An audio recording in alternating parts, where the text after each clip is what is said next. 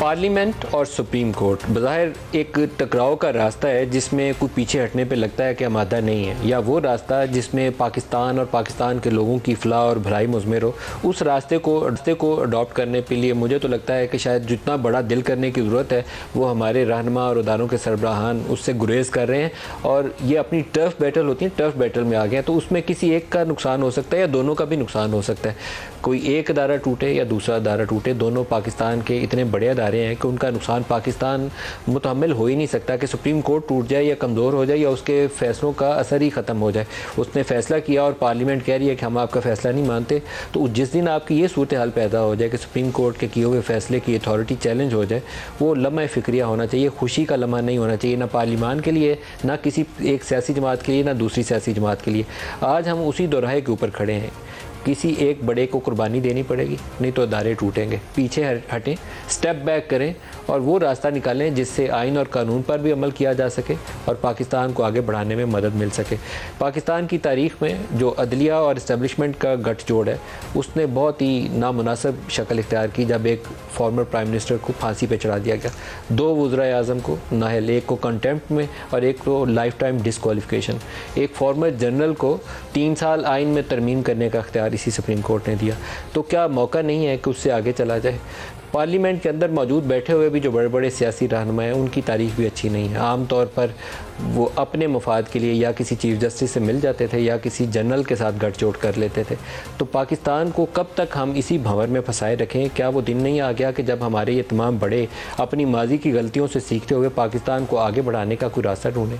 आज supreme court में एक पार्लियामेंट के पास किए हुए कानून को, जिसने अभी लॉ की शक्ल लेनी थी, एंटीसिपेटरी एक्शन करते हुए सुप्रीम कोर्ट ने उसको रोक दिया, उसके ऊपर अमल दरामद, उसके ऊपर आज समाअत शुरू हुई है। समाअत के पहले ही रोज़ सुप्रीम कोर्ट में चीफ जस्टिस साहब ने जब उन्होंने कहा कि कानून साजी से मुतल्लिक पार्लियामेंट की कार्रवाई के मिनट्स पेश किए जाएँ। रियासत के तीसरे स्तून यानी अदलिया को इस कानून पर तहफ़्फ़ुज़ात हैं। जमहूरियत आइन का अहम जुज़्व है, आज़ाद अदलिया और वफाक भी आइन का अहम जुज़्व है। देखना है कि क्या अदलिया का जुज़्व तब्दील किया जा सकता है। कानून साजी के इख्तियार से मुतल्लिक वफाकी फ़हरिस्त की कुछ हदूदों की उद्मी है।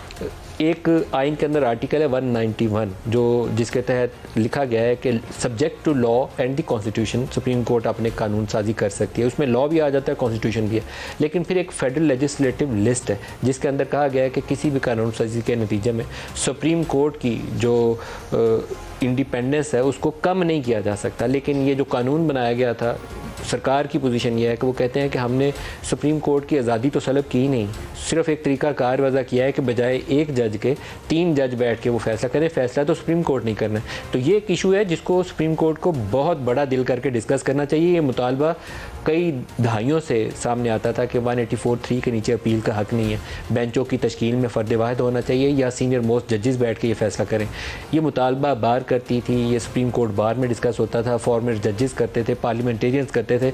लेकिन अभी एक तनाव की शक्ल में जब बहुत कंट्रोवर्सी थी, बिल्कुल eye ball to eye ball एक सिचुएशन डेवलप हुई है, उसमें इस कानून को पास किया गया और वो कानून मुतनाज़ा हो गया। जो सबका मुतालबा था वो कानून मुतनाज़ा हो गया। तो बेहतर यही है कि इस पर बड़ा दिल करते हुए ये देखें कि क्या इसकी गुंजाइश और ज़रूरत है। अगर है तो उसके मुताबिक देखें, इस कंट्रोवर्सी की रोशनी में देखेंगे तो फिर वो बुरा ही लगेगा, फिर उसमें से अच्छाई का पहलू कम नज़र आएगा।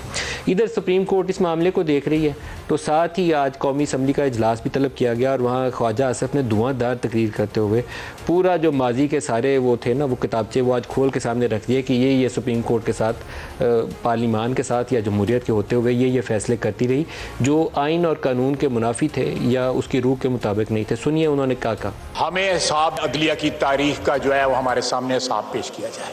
यहाँ पे असेंबली में एक स्पेशल कमेटी बनाई जाए, एक हाउस कमेटी बनाई जाए। जुल्फकार अली भुट्टो की शहादत का, यूसुफ रज़ा गिलानी साहब की डिस्क्वालिफिकेशन का, नवाज शरीफ की डिस्क्वालिफिकेशन का, आइन की एब्रोगेशन जो है 4 सफा जो है उसका हिसाब ले, अदलिया से हिसाब ले, इस अदलिया से हिसाब ले। ये अपने पुरखों का हिसाब दे ना, हम अपने पुरखों का हिसाब दे रहे हैं कि हाउस कमेटी बनाए और ये तमाम अदलिया के जो फैसले पाकिस्तान के, चाहे वो दुनिया में हैं या दुनिया में नहीं है, उनका ट्रायल होना चाहिए।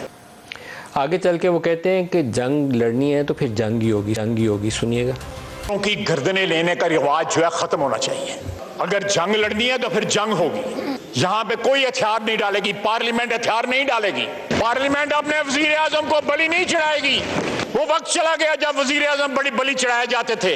ये सिलसिला जारी नहीं रह सकता। पार्लियामेंट को खड़ा होना पड़ेगा, अपना दिफा करना पड़ेगा। हमें लेक्चर देते वक्त, वाज करते वक्त अपने गिरबान के अंदर झांकें कि आप क्या करते रहे हैं। आज अदलिया की बात करते हैं, उसके इज्जत आबरू की बात करते हैं, हम भी करते हैं। आपने इज्जत आबरू की उस अदलिया की? जनाब वाला, यौम असहाब आना चाहिए। Parliament must rise to the occasion. हम हॉस्टेज ना बन जाएं चंद मुट्ठी भर लोगों के आगे जो है। और ये सिर्फ ख्वाजा आसिफ की तकरीर तक महदूद नहीं है। एक तहरीक पास की गई है जिसके तहत एक कमेटी बनाई जाएगी। जो ऑडियो लीक्स में जैसे साकिब निसार के साहबजादे का नाम है, उस मामले को उन्होंने कहा कि कंप्रीहेंसिवली देखें। तो ऑडियो लीक सिर्फ एक नहीं है, देयर आर मैनी। तो फिर आपको सारों को देखना पड़ेगा। नूर आलम साहब का एक बयान चल रहा है जिसमें वो कह रहे हैं कि स्टैंडिंग कमेटी के लॉज के अंदर प्रोविजन मौजूद है, रूल्स ऑफ बिजनेस में, कि अगर किसी को तलब किया जाए, चाहे वो कोई लॉ ऑफिसर सुप्रीम कोर्ट का हो या किसी और अदालत का, और वो ना पेश हो, तो उसको पेशी का गिरफ्तार करके या हथकड़ियों में भी एक तरीकाकार मौजूद है। तो ये वो सूरत हाल है जो हमें स्वाय टकराव के कोई और रास्ता नहीं दिखाती।